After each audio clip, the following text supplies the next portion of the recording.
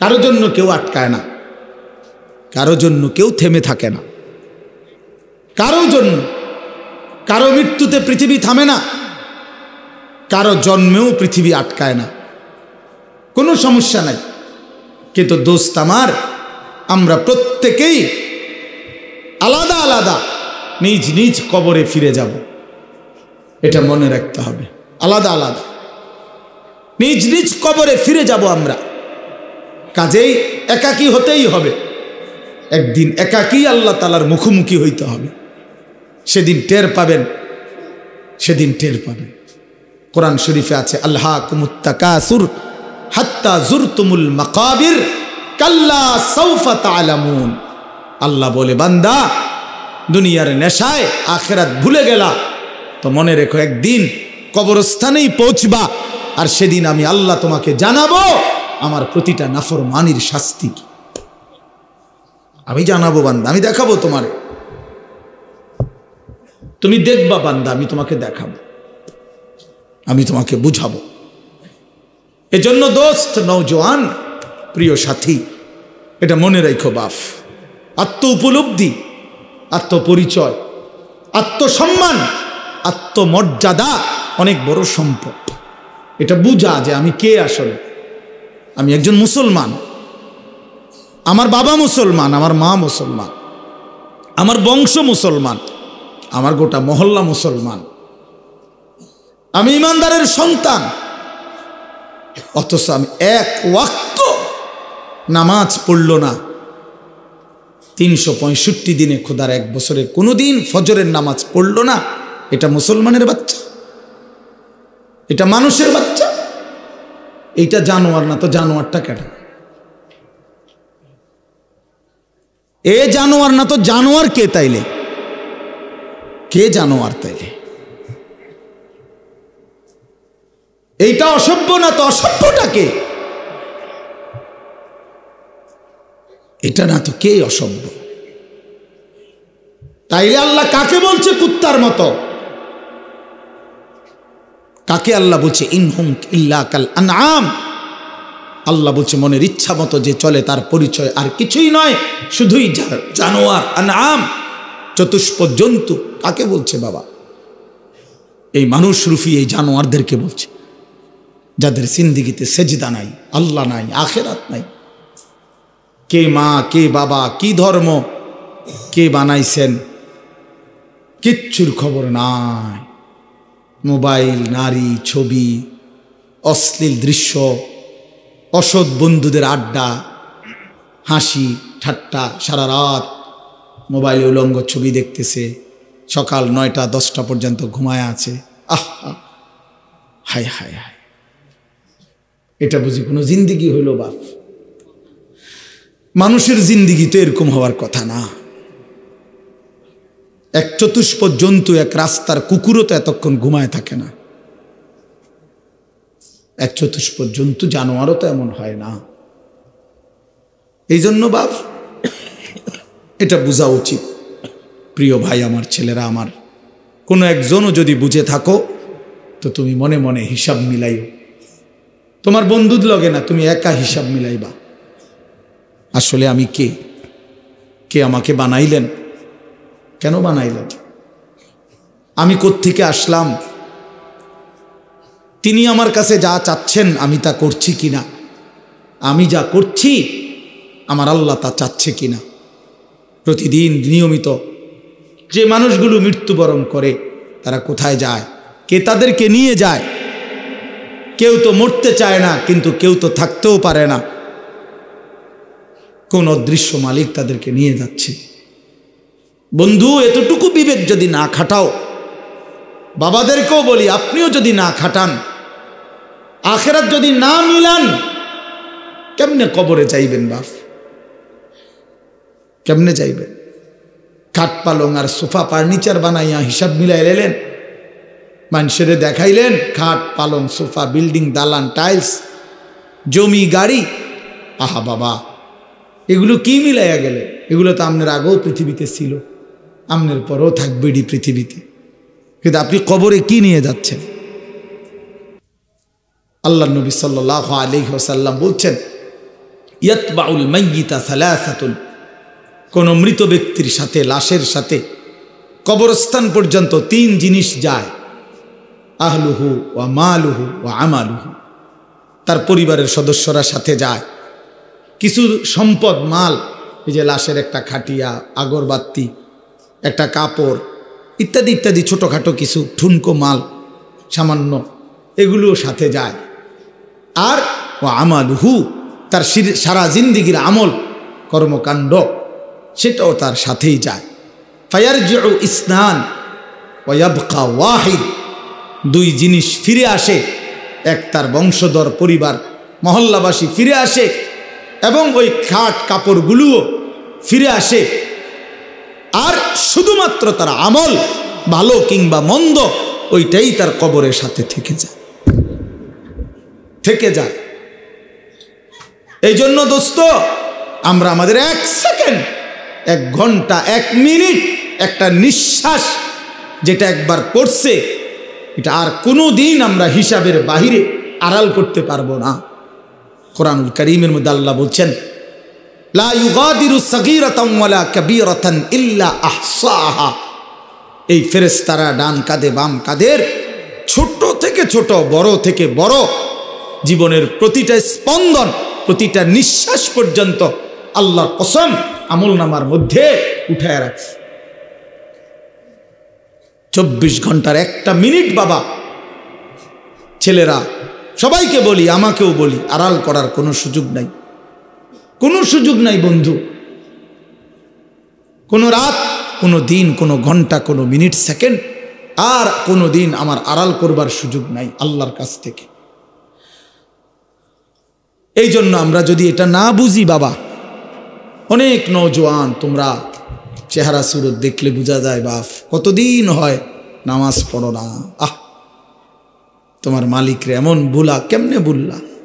কোন মার ঘরে জন্ম নিলা, কোন বাবার ঘরে বড় হইলা, বাপেরই বা এত বড় বেইজ্জতি কেমনে করলা, মারে এত বড় অপমান কেমনে করলা? মা তো পরিচয় দিছে মুসলমান, বাবাও তো জানে তুমি মুসলমান, তুমি নিজেও তো জানো তুমি মুসলমান। মুসলমান এমন হয়, মুসলমান এমন হয় যে 1 ওয়াক্ত নামাজ পড়তে মন চায় না, এটা মুসলমানের বাচ্চা? ঠিক মতো কখনোই পেশাব পায়খানা করে পাক পবিত্র শরীয়ত মতে হয় না, এটা মুসলমানের বাচ্চা? হ্যাঁ, 24 ঘন্টা নারী ছবি ছাড়া, নাটক সিনেমা ছাড়া, টেলিভিশন সিনেমা ছাড়া, নর্তকী দেখা ছাড়া জীবন যার কাটে না, এটা মুসলমানের সন্তান? মুসলমান এমন হয়? এই জন্য আমার বন্ধু, আমি অনুরোধ করছি প্রত্যেকের কাছে, আমাকেও বলি, আপনাদেরকেও বলি, নওজোয়ান ছেলে তোমাদেরকেও বলি, বাপ একজন হইলে একজনই মনে রাখো, নিজের হিসাব কইরো বাপ। ওয়ালতানদুর নাফসুম মা কদ্দামাত লিগাদ। আল্লাহ তাআলা বলছে প্রত্যেকটি প্রাণ, প্রতিটা আত্মা আলাদা হিসাব করো, লক্ষ্য করো আজকের দুনিয়া থেকে আগামীকালকের আখিরাতের জন্য কি পাঠিয়েছ। চোখ বন্ধ করলেই মৃত্যু থামবে না, ভুলে গেলেও মৃত্যু থামবে না, না বুঝলেও মৃত্যু থামবে না। বুঝে আসলেও মরে যাবেন, না বুঝলেও মরে যাবেন। চোখ খোলা থাকলেও মরে যাবেন, চোখ বন্ধ থাকলেও মরে যাবেন। হাসলেও মরে যাবেন, কাঁদলেও মরে যাবেন। রাজপ্রাসাদের অট্টালিকায় থাকলেও মরে যাবেন, জীর্ণ কুঠির কুড়ে ঘরে থাকলেও মরে যাবেন। প্রিয় বন্ধু, যেটাকে আড়াল করার কোনো সুযোগ নাই, মৃত্যুকে পাশ কাটবার কোনো সিস্টেম নাই, কোনো সিস্টেম নাই। 7 মহাদেশের মালিকও যদি হয়, 7 রাজার ধনও যদি কেউ পায়, তারপরেও যেহেতু মৃত্যুকে বাদ দেওয়ার, আড়াল করবার কোনো সিস্টেম নাই, অতএব প্রস্তুতি নেওয়া এটাই বিবেকবানের উচিত। কারণ যেহেতু আমি মৃত্যুকে আড়াল করতে পারবো না, অতএব মৃত্যুর জন্য প্রস্তুতি নেওয়া এটাই চূড়ান্ত বুদ্ধিমান। কোনো সুযোগ যেহেতু নাই, কোনো সিস্টেম যেহেতু নাই, পৃথিবী সৃষ্টির শুরু থেকে আজ পর্যন্ত যেহেতু এমন কোনো সিস্টেম নাই, অতএব মরতেই হবে। হবে কিনা বাপ বলেন না সবাই, হবে কিনা? মরতেই হবে।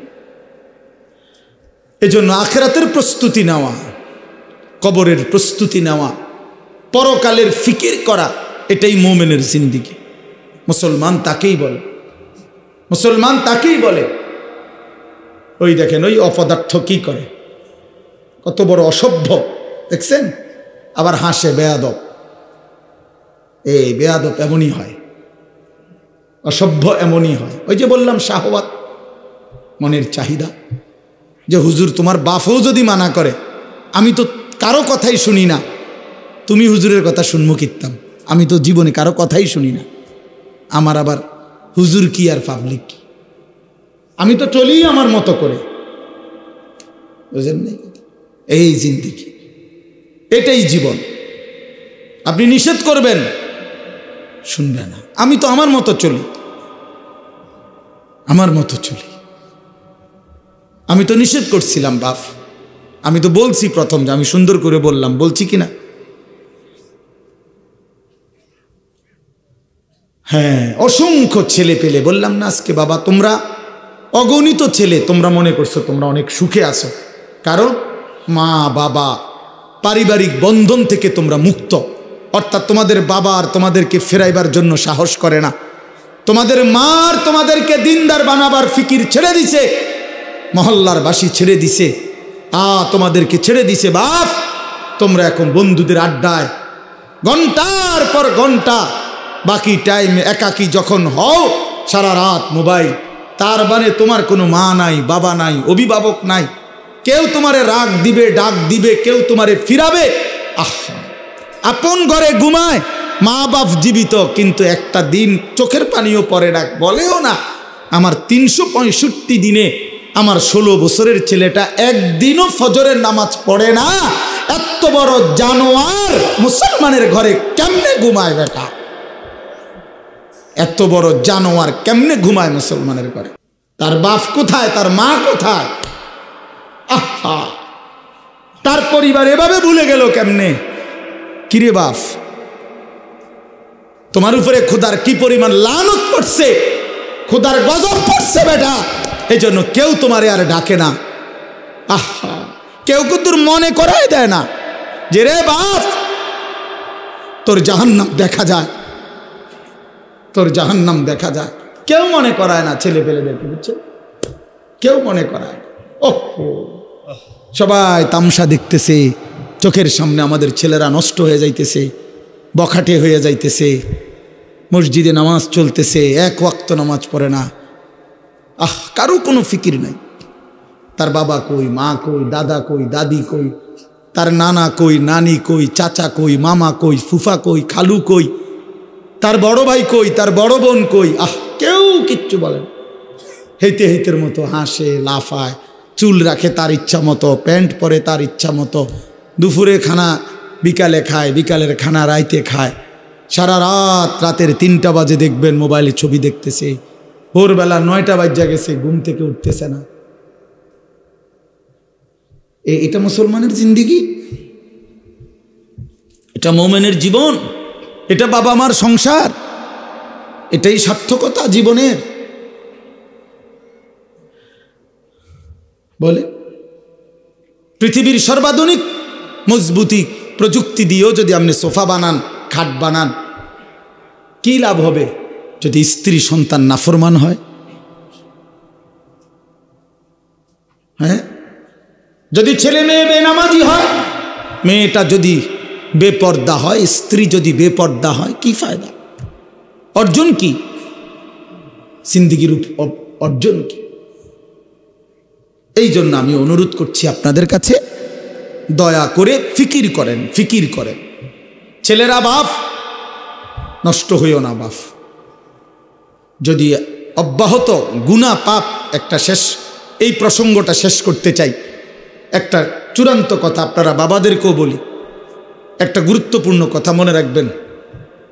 কোরআন শরীফে আছে, কেউ যদি গুনাহ লাগাতার করতে থাকে, খোদার কসম, আল্লাহ একদিন নারাজ হয়, আর সেদিন আল্লাহ পাক ইচ্ছা করে তাকে আল্লাহ তাআলা পথভ্রষ্ট করে দেয়। আর কোনোদিন আল্লাহ ইচ্ছা করেই তারে আর হেদায়েত দেয় না, আলোর পথে ফিরতে দেয় না, কল্যাণের পথে আসতে দেয় না, জান্নাতের পথে আর আসতেই দেয় না। খোদার কসম, এটা কোরআন শরীফের আয়াত। আল্লাহ বলছে একদিন আমি সত্যি সত্যি রাগ করলে ফাআনসাহুম আনফুসাহুম, আমি আল্লাহ নিজেই তোর আখিরাত ভুলায় দেব। যা ঠিক আছে বান্দা, গরু ছাগল কুকুর বিড়ালের মতো খা, ঘুমা, পেশাব পায়খানা কর, যৌন চাহিদা মনে পূরণ কর, ঠিক আছে বান্দা, খালাস। নুয়াল্লিহি মা তাওয়াল্লা ওয়া নুসলিহি জাহান্নাম। যা বান্দা, তোর এই উল্টো পথে চলছিস, চলতে থাকো উল্টো, আমিও তোরে উল্টো পথে চালায়া দিলাম। তো মনে রাখো একদিন ওয়া নুসলিহি জাহান্নাম, উল্টো পথে চলতে চলতে একদিন তোমারে আমি আল্লাহ ধাক্কা দিয়া লাথি দিয়া ফেরেশতাকে বলে জাহান্নামে ফেলে দেব, জাহান্নামে ফেলে দেব। হ্যাঁ হ্যাঁ, কোরআন শরীফে আছে, আল্লাহ বলবে হাসরের ময়দানে ফেরেশতাদেরকে, ফেরেশতারা আমার নাফরমান বান্দাদেরকে খুজুহু ফাগুল্লু, ওদেরকে ধর, এই ফেরেশতা ধরো, আর ফাগুল্লুহু, বেঈমান বান্দাগুলো নাফরমানগুলারে বাঁধো, টাইট করে বাঁধো। বাঁধার পরে বলবে সুম্মাল জাহিমা সাল্লু, এবার জাহান্নামের মধ্যে ছুঁড়ে মারো। একটা একটা লাথি দিবা, এক এক লাথিতে যেন গিয়ে জাহান্নামে পড়ে, দ্রাম করে মারো লাথি, লাথি দাও। তুমি দেখো কোরআন শরীফ, কোরআন শরীফে আছে সূরা আল হাক্কা, এই সূরার মধ্যে আছে সুম্মা ফি সিলসিলাতিন যারউহা ৭০ যিরাআন ফাসলুকুহ। ফেরেশতা যখন নাফরমানকে হাসরের ময়দানে বেঁধে জাহান্নামে লাথি দিয়া মেরে ফেলে দিবে, আল্লাহ তখন আবার বলবে জাহান্নামের ভিতরে ফেরেশতাদেরকে, আল্লাহ পুনরায় বলবে ফেরেশতারা আমার এই নাফরমান বান্দাকে জাহান্নামের ভিতরে ৭০ হাত লম্বা আগুনের শিকল দিয়া এবার আবার বাঁধো, আবার বাইদা ফাসলুকুহু, কুকুরের মতো কুত্তার মতো পুরা জাহান্নামে তারে ঘুরাও, আর সবার সাথে পরিচয় করিয়ে দাও তার নাফরমানি পাপগুলো কি কি। খোদার কসম, এটা কোরআন শরীফের আয়াত। ফেরেশতা বলবে জাহান্নামী বাকিদেরকে, জাহান্নামীরা দেখো, এটা সেই বেঈমান যে জীবনভর চুরি করেছে, জিনা করেছে, মদ খেয়েছে, জুয়া খেলেছে, নারী ছাড়া, ছবি ছাড়া, জেনা ছাড়া, উলঙ্গ দৃশ্য ছাড়া, অসভ্যতা ছাড়া যার রাত কাটে নাই, এটা সেই জানোয়ার। ফাসলুকুহু অর্থ হলো এটা। আল্লাহ বলবে বেটা, আল্লাহ বলবে কুত্তার মতো তারে জাহান্নামে ঘুরাও আর সবাইরে দেখাও, সবার সাথে পরিচয় করিয়ে দাও, তার পাপের কথা বলে দাও। নাউযুবিল্লাহ। কি বাপ, কি মনে করছো তোমরা? খামখেয়ালি না, খামখেয়ালি। কি মনে করছো দোস্ত? জীবন মানে এখানেই শেষ? ইনহিয়া ইল্লা হায়াতুনাদ দুনিয়া। আল্লাহ কোরআনে বলছে কাফের বেঈমানদের বক্তব্য হলো জীবন মানে শুধুই দুনিয়া, নামুতু ওয়া নাহইয়া, এখানেই মৃত্যু, এখানেই জীবন। ওমা নাহনু বিমাবউসিন। আল্লাহ বলে, আরে কাফেররা বলে আর কোনোদিন কোথাও উঠতে হবে না, হাসরের ময়দান হবে না, এটা তো কাফেরের কথা, বেঈমানের কথা। মুসলমান তো এ কথা ভাবতে পারে না, ভুলতে পারে না। ইমানদার না আমরা? তুমি না ভাইয়া মুসলমান, তো তুমি এক ওয়াক্ত নামাজ পড়ো না কেমনে বাপ? আল্লাহকে এমন ভোলা কেমনে ভুললা? আখেরাত এমন ভুলা কেমনে ভুলে গেলা? যেই বোন আজকে মা, যেই বিবি আজকে 20 বছর ধরে বেপর্দা, ওই বেপর্দা অসভ্য নারী, ওরে জিজ্ঞাসা করেন তুমি না মুসলিম নারী মা? ওই বোন, তুমি না মুসলমান বোন, তুমি আল্লাহকে এইভাবে ভুলে গেলা কেন? মুসলমানের জন্য বেপর্দা হওয়া না হারাম? কথা বলেন না কেন? তো তুমি ভুলে গেলা কেন? কেমনে ভুলে গেলা? এই জন্য আমি অনুরোধ করছি আমরা প্রত্যেকেই ফিকির করেন, ইনসাফের সাথে ভাবে। ছেলেরা বাপ, আমি শক্ত কথা বলছি, আমি জানি, আমি অনেক শক্ত করেই বললাম বাবা, আমি তোমার পরিবর্তন চাই, আমি তোমার জিন্দিগির সৌন্দর্য চাই। কিশোর নওজোয়ান, তোমরা যদি চরিত্রহীন হও, তোমরা যদি নারীর আসক্ত হও, মদ জুয়ার আসক্ত হও, তোমরাই যদি এক ওয়াক্ত নামাজ পড়তে মন না চায়, প্রিয় নওজোয়ান, আগামীর ইসলামের জন্য লড়বে কে? বলো বাপ, কালেমার জন্য লড়বে কে? ইসলামের জন্য জীবন বাজি রাখবে কে? তাইলে আমার নবী সাল্লাল্লাহু আলাইহি সাল্লামের সেই দাঁত ভাঙ্গা ইসলাম, তায়েফের রক্ত মাখা ইসলাম আমরাই আমাদের হাতে ফেলে দিলাম, আমরাই ছুড়ে দিলাম। আমাদের নবীকে আমরা বলে দিলাম আপনার তায়েফের রক্ত আমরা ভুলে গেছি, আপনার উহুদের দান দান শহীদ করা রক্ত আমরা ভুলে গেছি, আপনার সেই পেটে পাথর বাঁধা ক্ষুধার কষ্ট আমরা ভুলে গেছি। আমরা আপনাকে চাই না, আমরা ইহুদি খ্রিস্টান বেঈমান ফুটবল ক্রিকেটের খেলোয়াড় কিংবা মোবাইলের কোনো নারী নর্তকী তাকে নিয়েই আমরা পড়ে আছি। আহা আহা, আল্লাহ নবী সাল্লাল্লাহু আলাইহি ওয়াসাল্লামের কাছে কিন্তু উম্মতের আমল শোনানো হয়। মদিনার রওজা পাকে নবী সাল্লাল্লাহু আলাইহি ওয়াসাল্লাম তো হায়াতুন নবী, তিনি তো জীবিত, জানেন না এটা? কথা বলেন না কেন? তিনি তো কি হায়াতুন নবী, তিনি তো জীবিত, সেখানে সশরীরে জীবিত, সশরীরে জীবিত। আমি তো রওজা পাকের সামনে যখন প্রথম গেছি জীবনে 2015 সালে, অনেকক্ষণ দাঁড়ায়ছিলাম আর এই তাকায়া অনেকক্ষণ পরে বলছি যে আপনি এখানে? আমি সেই ছোটবেলা থেকে নবী আপনার নাম শুনছি,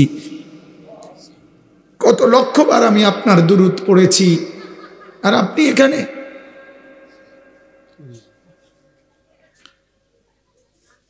তো আল্লাহ নবী সাল্লাল্লাহু আলাইহি সাল্লামের কাছে উম্মতের আমল নামা শুনানো হয়, ফেরেশতারা শুনায়। আপনার উম্মতের আনিস আজ 1 সপ্তাহ যাবতেই করেছে। নবী সাল্লাল্লাহু আলাইহি সাল্লামের উপরে কেউ যখন দুরূদ শরীফ পড়ে, আল্লাহ নবী সাল্লাল্লাহু আলাইহি সাল্লাম বলেন সঙ্গে সঙ্গে ফেরেশতা ওই ব্যক্তির নাম এবং বাবার নাম সহ আমি রাসূলের সামনে পেশ করে, বিইসমিহি ওয়া বিইসমি আবিহি, ওই ব্যক্তির নামও বলে তার বাবার নামও বলে, নবী সাল্লাল্লাহু আলাইহি সাল্লামের সামনে শোনানো হয়। তো আচ্ছা মনে করেন আমার এই বন্ধু, ওনার নাম হলো হাফেজ মাওলানা আবু হানিফ ভাই।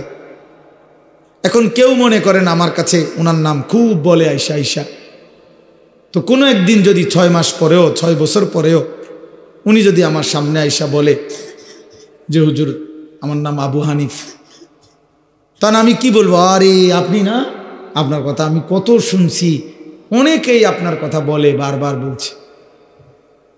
খোদার কসম, যেই উম্মত রাসূলুল্লাহ সাল্লাল্লাহু আলাইহি সাল্লামের সুন্নাতকে অনুসরণ করেছে, দুরূদ শরীফ পড়েছে, নবীজি সাল্লাল্লাহু আলাইহি সাল্লামকে অনুসরণ করেছে, তো তার নাম তো নবী সাল্লাল্লাহু আলাইহি সাল্লামের সামনে বারবার উচ্চারণ হয়েছে।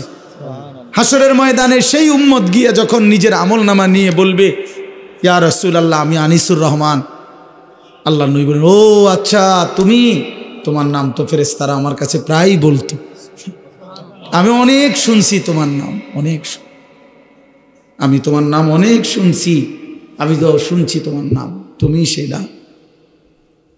এই জন্য বন্ধু আমার, দোস্ত আমার, হাসরের ময়দানে তো রাসূলুল্লাহ সাল্লাল্লাহু আলাইহি ওয়াসাল্লামের সামনে আমল নামা দিতে হবে। সুপারিশ করবে না উনি? তো আপনি আমল নামা কাগজপত্র দিতেন না? কথা কয় না, সুপারিশের কোনো নিয়ম কানুন নাই, কথা বলেন না কেন? কোনো নিয়ম কানুন আছে কি না? তো আপনি আপনার ফাইল দিবেন না? ফাইল না দিলে সুপারিশ করব কি?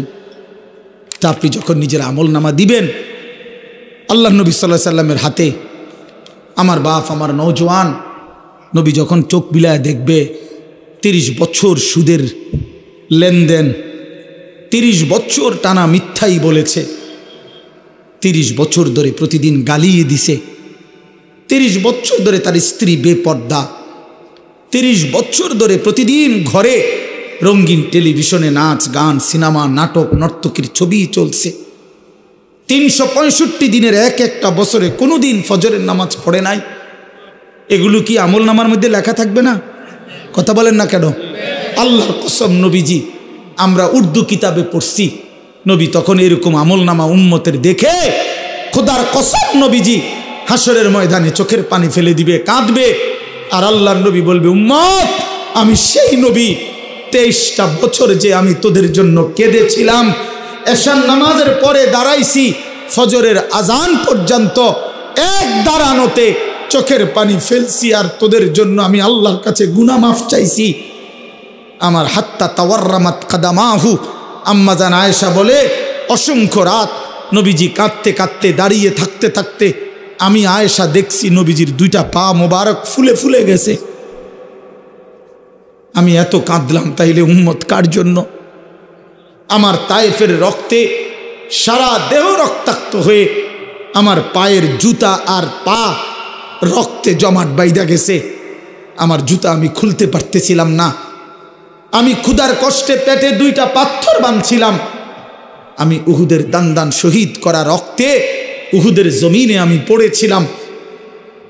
আমার ঘরের চুলায় 3 মাস আগুন জ্বলে নাই। দোস্ত আমার, বন্ধু আমার, নবী জিজ্ঞেস করবে উম্মত, এত রক্ত, এত চোখের পানি, এত ক্ষুধার কষ্টের আমার 23 বছরের বিনিময়ে এই আমল নামা, এই আমল নামা?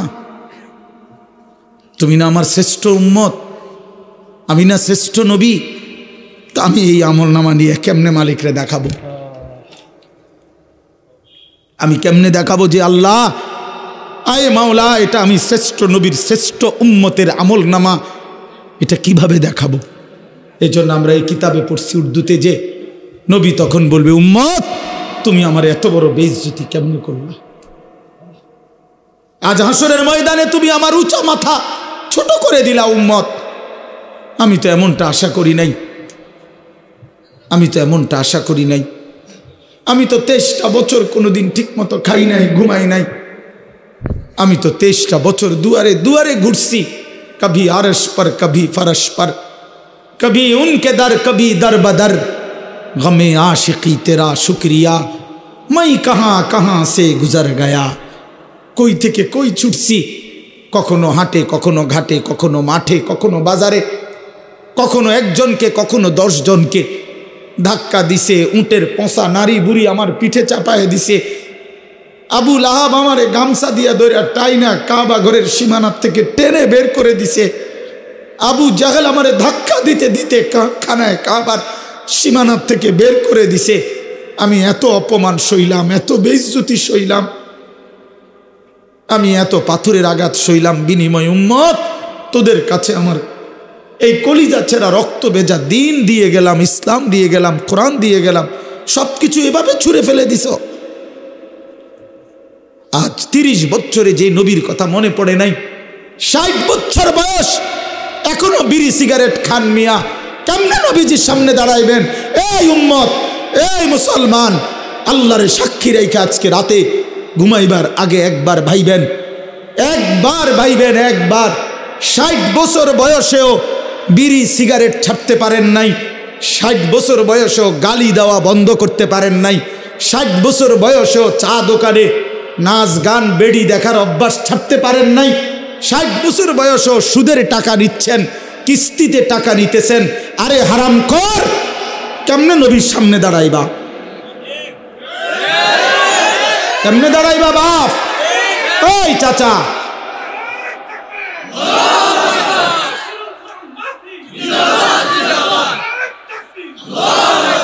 কেমনে দাঁড়াইবা বাপ? কেমনে দাঁড়াইবা?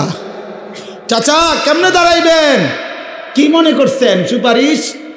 হাসরের ময়দানে নবীর সুপারিশ কি মামুর বাড়ি নাকি? এটা সাহাবন মনে করছেন আপনি?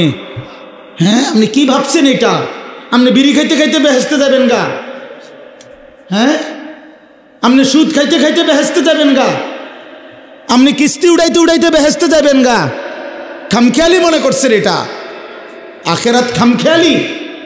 খোদার কসম, কোরআন শরীফে আছে ১৪ লক্ষ আম্বিয়া আদম থেকে নবী মুহাম্মদ সাল্লাল্লাহু আলাইহি সাল্লাম পর্যন্ত হাসরের ময়দানের ভয়ে দিবানিশি কাঁদছে। এমন কোন নবী নাই, এমন কোন নবী নাই হাসরের ময়দানে কাঁদছে, হাসরের ময়দানের ভয়ে কাঁদে নাই। এমন কোন সাহাবী নাই যারা হাসরের ময়দানের ভয়ে কাঁদে নাই। এমন কোন আউলিয়া নাই যারা হাসরের ময়দানের ভয়ে কাঁদে নাই। নাহলে আউলিয়া কেরাম কাঁদছে কি লেগা? বাতের লাগিয়া, চিরা বই বনের লেগে কাঁদছে কিসের জন্য? আল্লাহ হাসরের ময়দানে মাফ করে দিয়েন, আখেরাতে মাফ করে দিয়েন, কবরের আযাব মাফ করে দিয়েন, এই জন্য কাঁদে নাই। তো ওনারা কাঁদলেন কেন?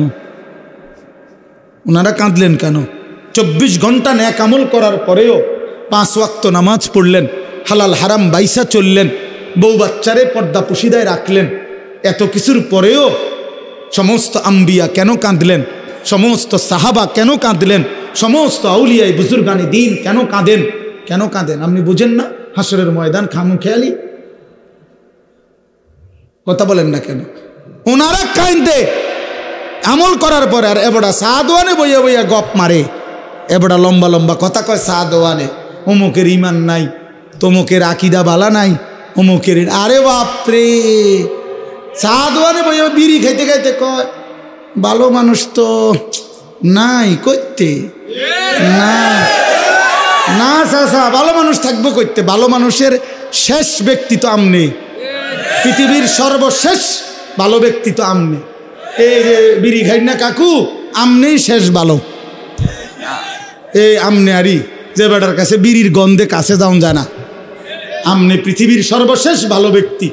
কোনো কারণে পৃথিবীতে আমনে যদি মইরা যান তো কিয়ামত সাথে সাথে ইসরাফিল ফু দিয়ালে, কারণ এরপরে আর ভালো মানুষ আইব করতে। এবারটাই তো শেষ, এবারটাই তো সাদওয়ানে বইয়া সিদ্ধান্ত দিয়া দিছে ভালো মানুষ তো নাই করতে। টেলিভিশন চায়, টেলিভিশনের দিকে তাকায় তাকাইয়া কয় আস্তাগফিরুল্লাহ আস্তাগফিরুল্লাহ। কি তো কি শুরু হইলো দেশটার মধ্যে? আমি বলছি একদিন রে চাচা, আপনি যেটি চাইতে আছেন ইডি শুরু হয়েছে। আর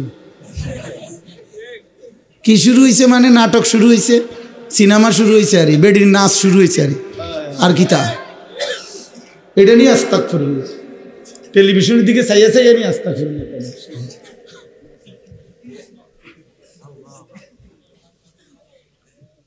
আস্তাগফিরুল্লাহ আস্তাগফিরুল্লাহ। কথা শেষ। আমার বলার উদ্দেশ্য হলো, আমি আপনাদের কাছে এতটুকুই বুঝাইতে চাইছি। আমার বাপ আপনাদের সামনে আমার মজার মূল বক্তব্য এটাই, ভাবতে শিখেন। কবর ভুলে গেলে হবে না, পাশ কাটলে হবে না। আপনি পাশ কাটটা যাইতে পারতেন না, এনে যাইতে হবে এটার ভিতরে, ঠিক কি না বলেন না কেন? আরে নওজোয়ান বলো না। তাইলে বন্ধু আমার বাপ, তুমি যেমন পড়ালেখা করছো আমিও পড়ালেখা করছি। আমি জেনারেল লাইনেও পূর্ণ পড়ছি, মাদ্রাসার লাইনেও পুরা পড়ালেখা করছি। এজন্য বন্ধু, আমি সায়েন্স পড়ছি, আমি কুমিল্লা ভিক্টোরিয়া কলেজ থেকে মাস্টার্স পাশ করছি, আমি বিজ্ঞান বিভাগ থেকে এসএসসি পাশ করছি দাখিল। অতএব তুমি আমারে অনুরোধ করছি, নওজোয়ান তুমি ভুল করো না, তুমি ভুল করো না।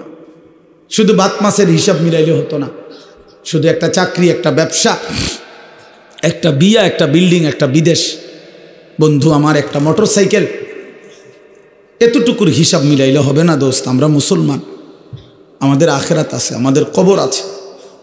আর আপনারা যারা বাবা আছেন, অভিভাবক, আপনাদের কাছে অনুরোধ, আপনি এই সংসারের দিকে তাকাইয়া দেখছেন, বিল্ডিং করছেন, সোফা বানাইছেন, খাট বানাইছেন, আমার বাপ এতটুকু হিসাব মিলাইয়া মুসলমান কবরে গেলে হবে না।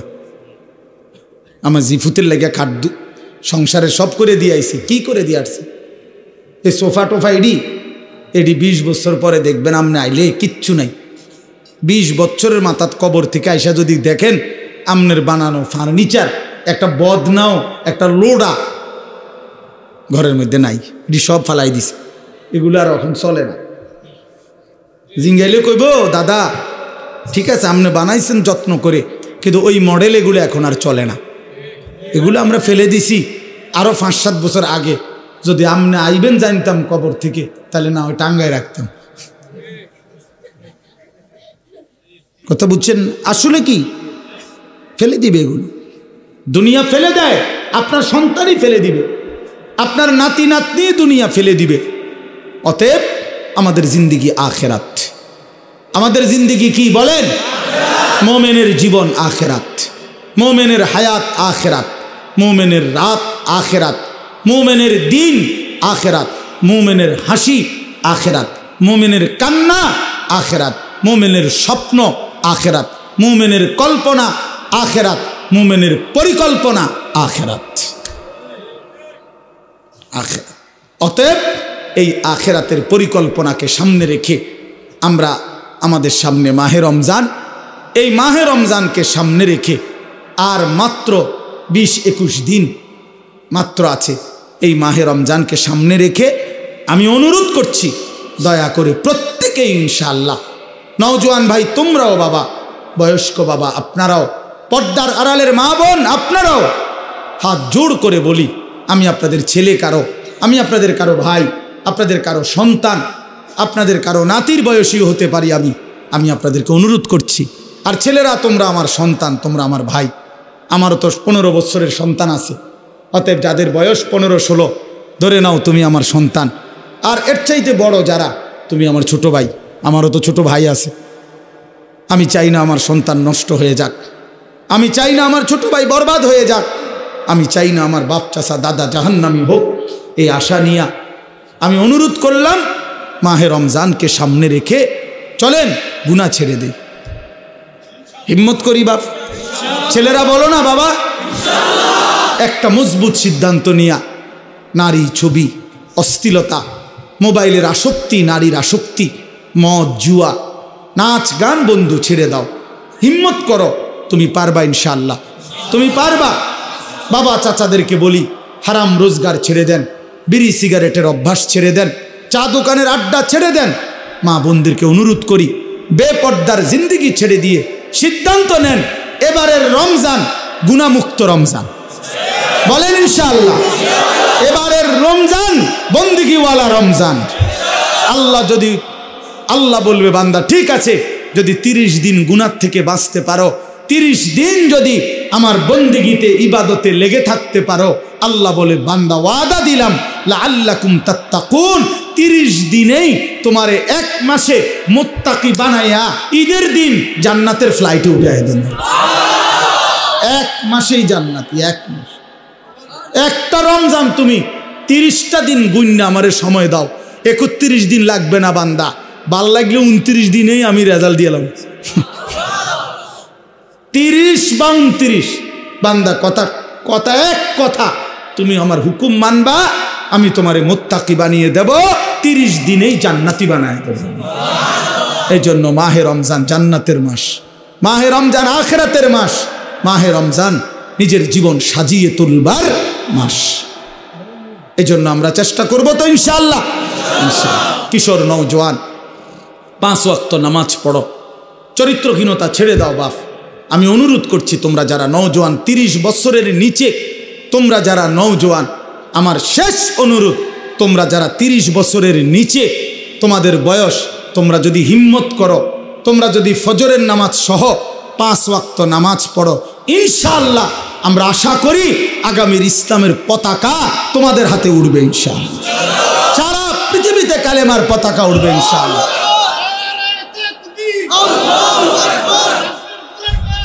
জিন্দাবাদ জিন্দাবাদ, ঘরে ঘরে চলো, ঘরে ঘরে চলো।